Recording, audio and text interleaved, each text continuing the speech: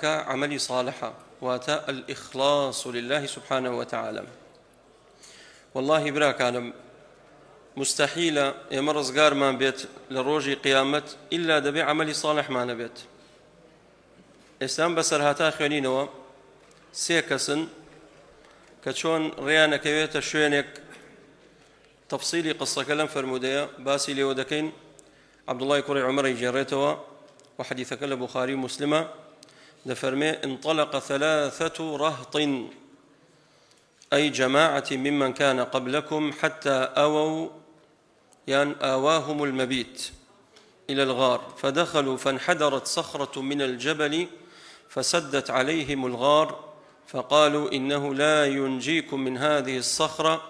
إلا أن تدعوا الله بصالح أعمالكم. دفرمي بيغمري خواه صلى الله عليه وسلم دفرمي سيكس هبو لبيش إيوة لأمتاني بيش إيوة هندي لزانيان فرمون واتال أهل كتابون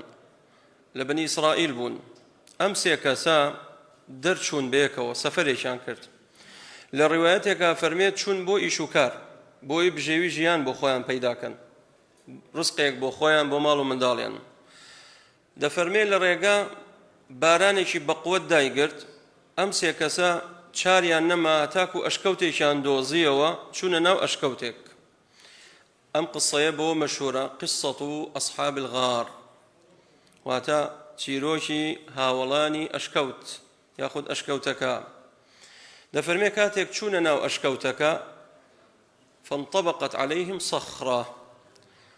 بەردێکی گەورە لە سەرووی شاخەکە بەرەوە بوو بەردەم ئەشکەوتەکەی گرت تەواو ژوورە و تاریک بوو. چەند ناڕەحەتە چەند قورسە. خوای تەعالا شەفەرمێ وإن من الحجارة لما يهبط من خشية الله ئەو بەردانی کەوا بەرە بنەوە لە سەرووی شاخەکان دێنە خوارەوە هەمووی لە ترسی خوای پەروەردگار دێتە خوارەوە. وإن من الحجارة لما يهبط من خشية الله ئەم بەردە لە ترسی خوای گەورە بەرەوە بوو کە بەرەوە بوو خوای گەورە فەرمانی کرد بۆ ئەو بەردە کە بەردەمە و ئەشکەوتە بگرێت بۆ ئەوەی ڕووداوێک حەدەسێک ڕوو بدە کە ئێستا دەیژەڕینەوە بۆی هەمومان استیفادەی لێ بکەین. کاتێک بەردەم ئەشکەوتەکەی گرد و ئەم سیانە زۆر هەوڵیاندا پاڵیاننا ماندوو بوون نەیانتوانی بەردەکە لابەرن هیلاک بوون. دەفەرمێ فقالوا إنه لا ينجيكم من هذه الصخرة إلا أن تدعوا الله بصالح أعمالكم. یەکێکیان لە هاوڕێکانی وتیان ئەمڕۆ هیچ شتێک ڕزگارمان ناکات کەس نییە تەواو هاوارشکەین دەنگمان ناگا بە کەس ئەوەی کەوا تاکە شتێک ئەمڕۆ ئێمە ڕزگارکە ئێمە بیرکەینەوە بزانم چی کردەوەیە چاکمان کردووە ئیخلاسی تێدا بووە خاڵیسەن بۆ خوا بووە بیری لێکەینەوە أن ندعو بصالح أعمالنا دعا بکەین واتە داوا بکەین لە خوای گەورە بڵێن خوای پەروەردگار لەبەر تۆ ئەم کردەوەیمان کردە بەشک من بەردەمان بۆ لادەیت. یەکێکیان فقال رجل منهم اللهم كان لي أبوان شيخان كبيران وكنت لا أغبق قبلهما أهلا ولا مالا فناء بي في طلب شيء يوما فلم أرح عليهما حتى ناما فحلبت لهما غبوقهما أي حليبهما فوجدتهما نائمين وكرهت أن أغبق قبلهما أهلا أو مالا فلبثت والقدح على يدي أنتظر استيقاظهما حتى برق الفجر فاستيقظا فشربا غبوقهما. سبحان الله. یەکێکیان فەرمووی ئەی پەروەردگار من دوو باوکی پیرم هەبوو دوو واتە دایک و باوکێکم هەبوو پیر بوون بە ساڵا چوو بوون ڕۆژێکیان داوای شیریان لێم کرد و من ماڵ و منداڵشم هەبوو هەتا چووم شیرم هاور بوویان و دۆشیم و تاکو گەڕامەوە دایک و باوکم هەردووکیان خەویان لێکەوت شیرەکەش ئاوا بەدەستمەوەیە مناڵەکەم لە بن پێم ئەگرێ هاوارەکە ئەڵێ باوە شیرم دەرێ برسیمە نایدەمێ ئەمەوێ هەتاکو دایک و باوکم هەستن لە خەو ئەو جا شیرەکەیان دەمێ چونك لشريعة أوان نفقة الأصل مقدمة على نفقة الفرع في شرعهم. واتا الأصل دايكو باوكا، فرع منالا دبوايا دايكو باوك ناني بخواردا أو جا منال ناني بخواردا. سيكن أم گەنجە ئەم پیاوە چەندێ چاکەکار بوو لەگەڵ دایک و باوشی. دەفەرمێ شیرەکەم هاورد، ئێکە شیرەکەت هاورد دایک و باوکت خەوی لێکەوت، خۆ ئیتوانی دابنشێ، دروست بوو دابنشێ، ئەمش بخەوێت. بەڵام ئەم گەنجە ئەوەندە لە تاعەتی دایک و باوشێتی شیرەکەی قاپە شیرەکەی بەدەستەوەی ئاوە هەتاکو دایک و باوشی لە خەوەڵەسێت. سبحان الله، چی بڕێکە. بەڕاستی ئەم چاکەکاریە لەگەڵ دایک و باوک دەگمەنە لەو سەردەمە و لەو سەردەمەش. ئەوجا فەرمووی ئەی پەروەردگار، اللهم إن كنت فعلت ذلك ابتغاء وجهك ففرج عنا ما نحن فيه من هذه الصخرة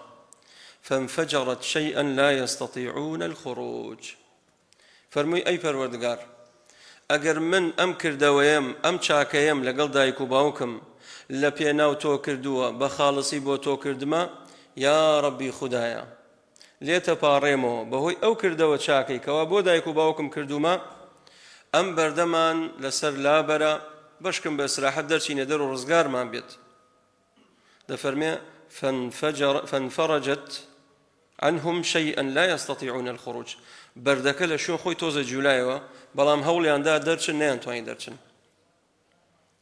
سبحان الله. چی ئەو بەردەی جوولان؟ پرسیار لە ئێوەکەم. چاکەکاری لەگەڵ دایک و باوک. وقضى ربك أن لا تعبدوا إلا إياه. خوای پەروەردگار ئەمری کردووە بە پیاوان کەوا چاکەکار بن لەگەڵ دایک و باوکیان. ولا تقل لهما أف، بيان نلن أوفش، واخفض لهما جناح الذل من الرحمة وقل رب ارحمهما كما ربياني صغيرا. قصي باش بكن، قصي خرابيان بيملن لخزمتيان بن، ببينن چاکەکاری لەگەڵ دایک و باوک بەردی جوڵانەوە. ئەو چاکەکاری کەوا ئیخلاسی لەگەڵایە، کەواتە ئیخلاس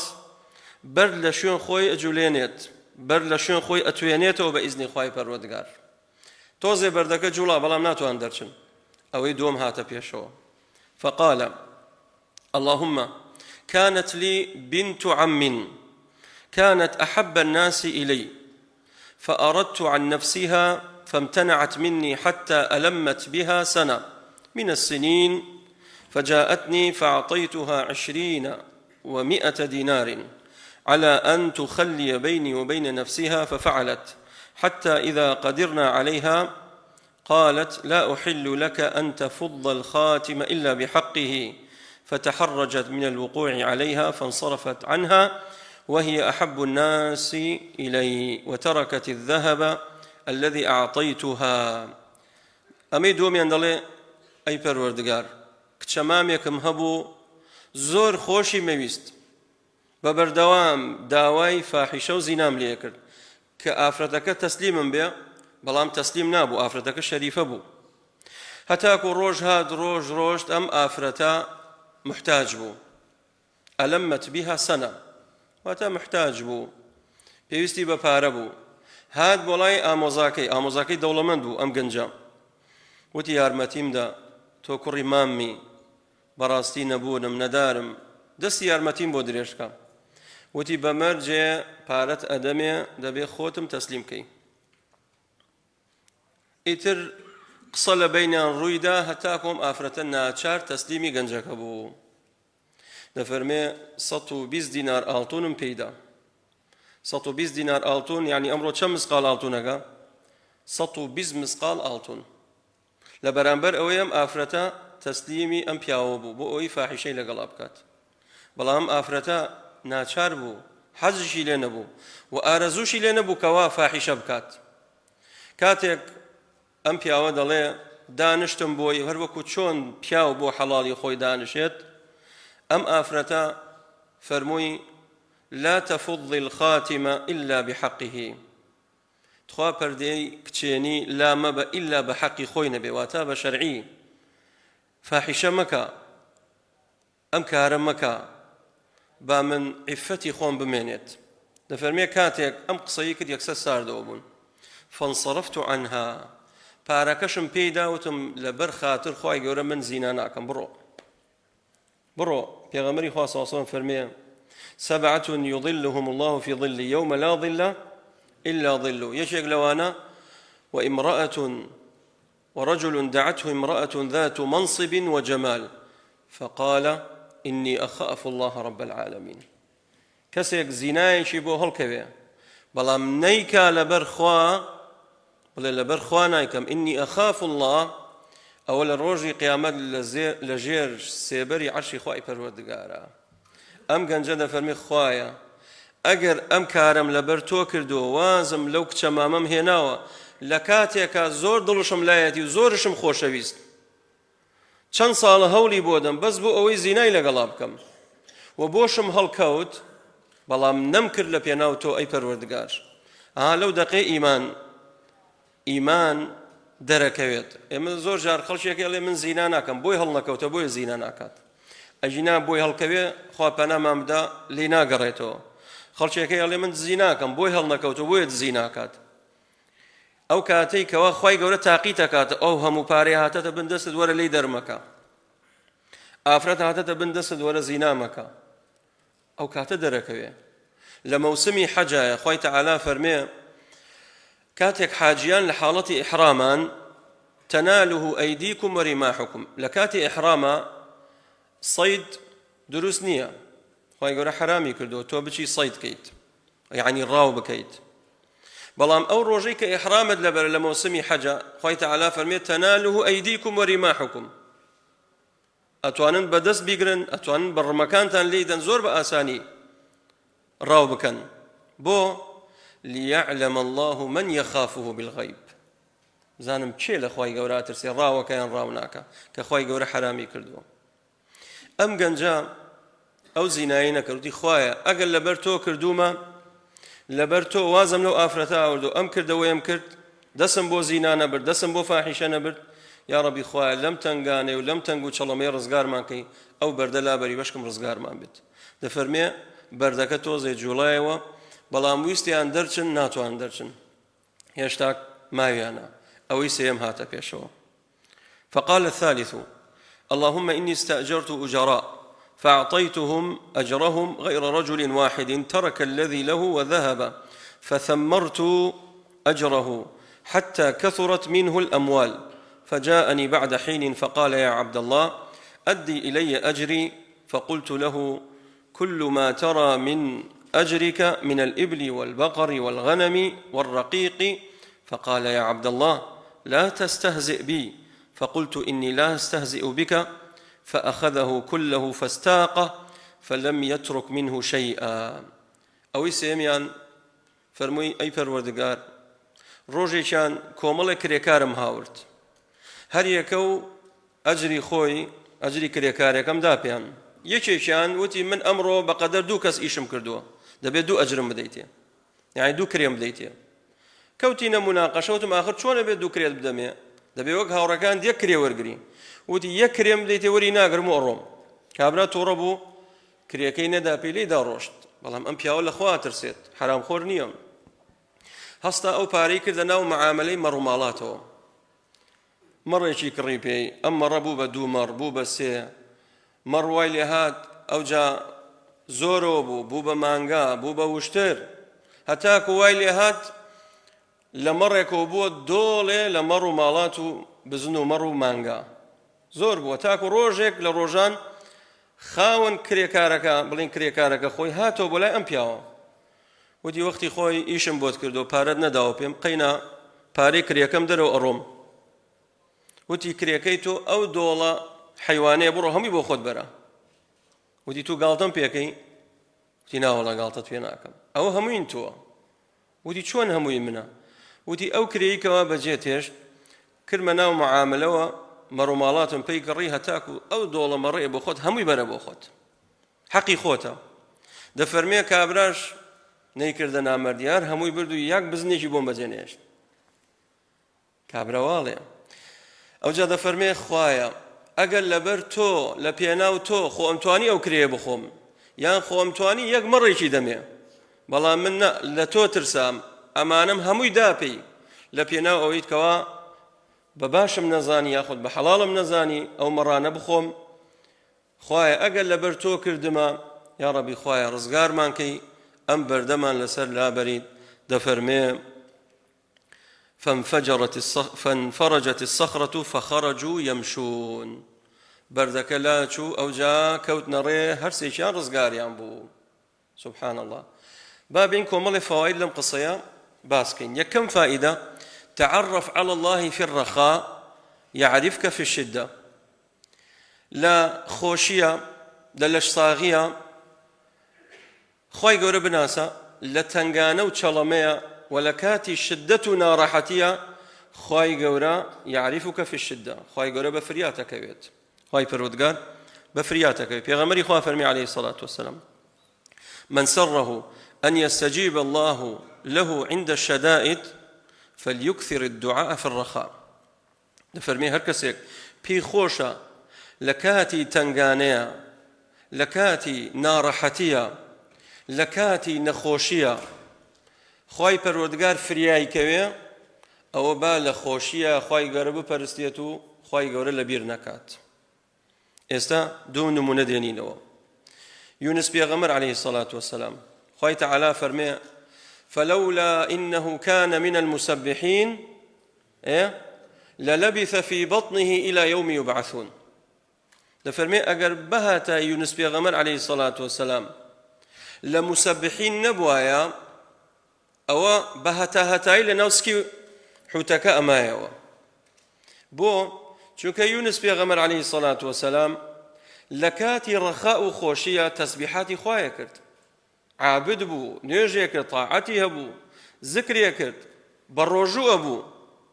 بو يكاتيك توشي أو تنغاني أبو توشي أو نارحتي أبو لناو سكين نهنجيكا لو سجنيه خواي پروردگار رزگاري كرت خواي پروردگار رزگاري كرت بسرهاتي دوم فرعوني طاغي چونك خواي پروردگاري نناسي لكاتي لش صاغي وخوشيا كاتي خواي پروردگار توشي تنغانو نارحتي كرت لچو في اليم غرقي كر لآوا لبحريكا هاواري كرد چه فرعون هاواري كرد خوا وتي خوايا رزقارمكا خواي تعالى فرموي الآن يستدعواكيت اتو تالش صاغ بوي هتاكو لحالتي خوشية بوي دا صلاة دار بوي قالتتك برب العالمين يستكوتي تتناو تنغاني ناو نارحتيك استدز برزكيتو هاوركيت خواي تعالى او جورا هاور كرنا خواي پروردگار اوري لنا داتو بو يتعرف على الله في الرخاء يعرفك في الشدة امسي گنجا هر سيشان لكاتي شينية لكاتي لش صاغية عبادتي خوايان كردوا يشيشان چاككار بو لگل دايكو باوشي اوي تريان زيناي بو هلكود نيكرد اوي سيميان امانتي باراست لو حالتها كانت يكتوشي او ناراحتي يبون خواي پروردگار رزگار يعني كرد اما فائده يكم فائده دوم جواز الدعاء بالاعمال الصالحه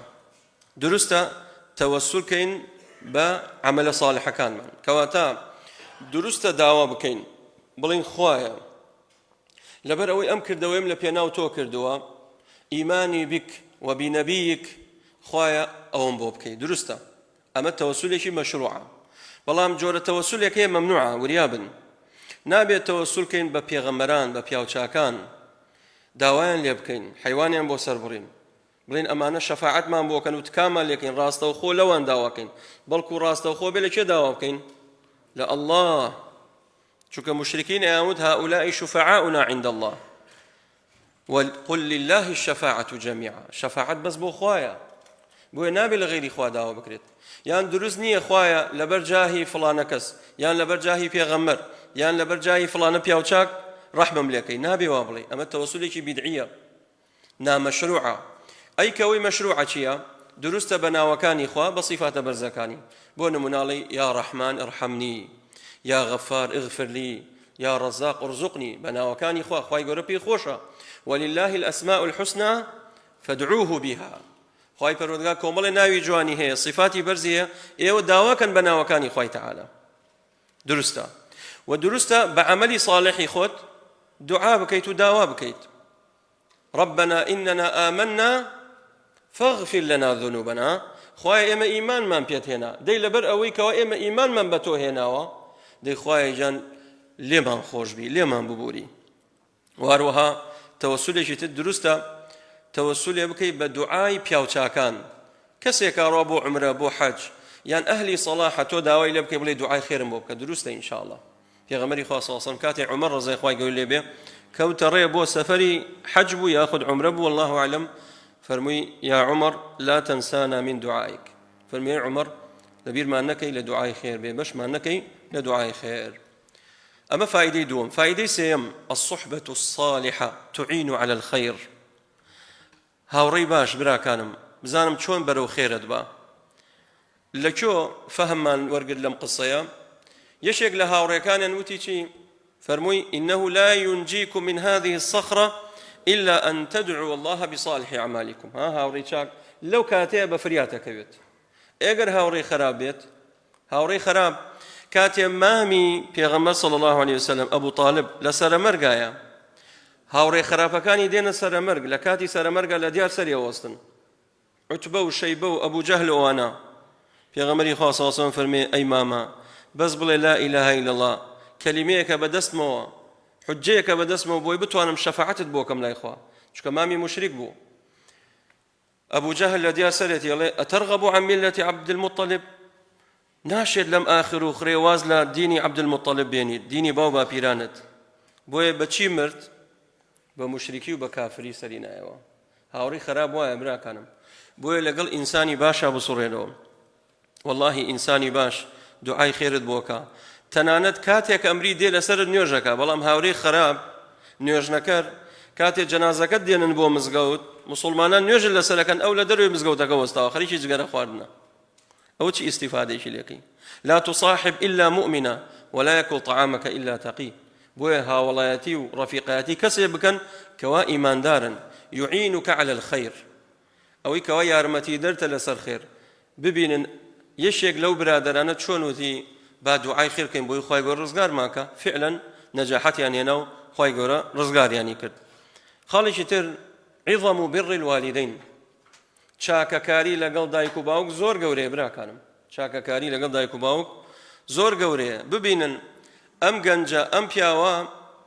مناڵەکانی برسین شیریان ناداتێ ئەڵێ نابێ ئێوە نان بخۆن شیر بخۆنە تاک و دایک و باوکم هەڵمەسێ دەبێ شیرەکەیان بدەمێ ئەو گەنجانی کەوا ئەو کەسانی کەوا خێزانیان هەیە مناڵیان هەیە دایک و باوکیان هێمال کردووە لەولاوە هەدیە دێنێتەوە بۆ مناڵەکەی هەدیە نانێتەوە بۆ باوکی دڵی خۆشکە لەولاوە پارە بۆ خێزانی سەرفەکە بەڵام پارە بۆ دایکی سەرف ناکە لێی مەناکات ئەمە چۆن بڕێکە ئەمە چۆن چاکەکاریەکە